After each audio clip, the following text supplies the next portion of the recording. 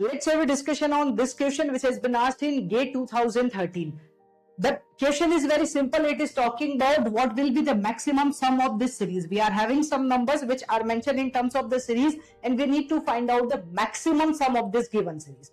Whatever the formula is required, we already had a discussion on this one. That is nothing but sum of first n even a natural number. But right now you are not able to see, ma'am, whether this is a question of even numbers or not. So I will tell you here in the detail. So even if you started your preparation of GATE now only, then also you can solve this question within few seconds, within the limited steps you can solve this question. So what you need to do, you need to understand this one. Given numbers can be written here as in 44, 42, 40, 38, 36 and so on. It will be 6, 4, 2, 0, minus 2, minus 4, minus 6, minus 8 and so on. It will be going on. So the series can be written like this one. Now, but my question is asking about the maximum number, right? Maximum sum of the given series. So it means when it is talking about maximum, so I should not consider all the negative numbers including 0. So I will not consider all these numbers. So I should focus only on these numbers which starts from 2 and going up to the 44. So I can write down this series here as an 2 plus 4 plus 6 plus 8 and so on up to the 42 plus 44,